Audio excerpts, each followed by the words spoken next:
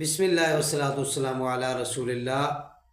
معزز سامعین، مرید کے اندر جو ظلم و ستم کیا گیا اہل سنت کے ساتھ اور تحریک لبیک کے ساتھ، یقین مانے ایسا ظلم، ایسی بربریت، ظلم کی انتہا کر دی، اور کچھ ایسے لوگ تھے جنہیں زندہ جلایا گیا۔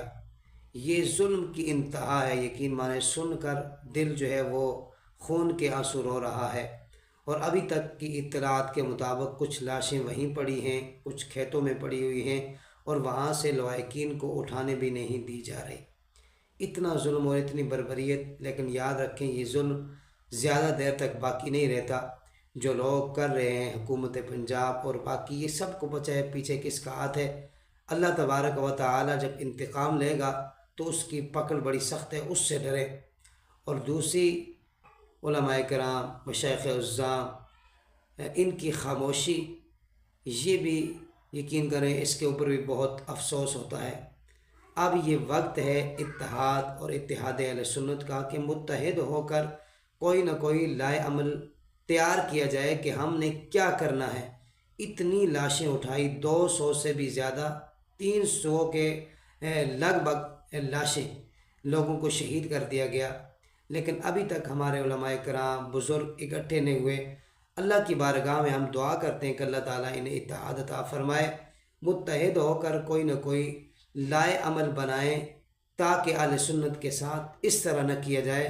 یہ آج ایک تحریک کے ساتھ ہوا ہے تو کل یہ دوسروں کے ساتھ بھی ہو سکتا ہے۔ کچھ عرصہ قبل علامہ طاہر القادری صاحب، آپ نے بھی یہ کہا تھا کہ آج نکل آؤ، اگر نہیں نکلو گے آج تو کل تم سے جو ہے احتجاج کا حق بھی چھین لیا جائے گا۔ تو آج وہی ہو رہا ہے، اور آج اگر اہل سنت اکٹھے نہ ہوئے تو میں سمجھتا ہوں پتہ نہیں پھر آگے کے لیے ہمارے لیے کیا بنے گا۔ کہ اتنا ظلم و ستم، یہ مین وجہ یہی ہے کہ فرقہ پرستی کے اندر اور لوگوں کو پارا پارا کر دیا، اور انہیں پتہ ہی یہ اکٹھے نہیں ہوتے ہیں کہ کر کے آئیں گے اور ان کو ہم اسی طرح مار کے ڈرا دیں گے۔ اب وقت اتحاد اہل سنت کا ہے، وقت متحد ہونے کا ہے، امت مسلمہ اکٹھی ہو جائے اور پھر ان یزیدوں کا مقابلہ ہو سکتا ہے، وگرنہ کسی صورت میں نہیں ہے۔ یہ حکومت اس وقت میں یہ سمجھتا ہوں کہ یہ یزیدی حکومت ہے۔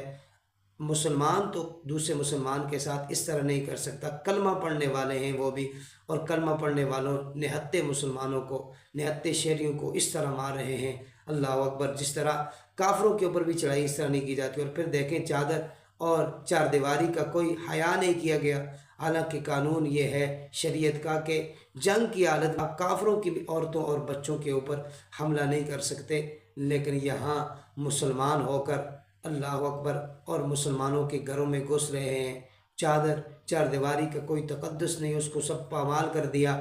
اللہ تعالیٰ ہم سب پہ اپنا خصوصی رحم و کرم فرمائے، اور جتنے لوگ بھی شہید ہوئے اس سانے کے اندر، اللہ تعالیٰ سب کی بخش و مغفرت فرمائے، اور لواحقین کو اللہ تعالیٰ صبر اور اس پر اجر عظیم عطا فرمائے۔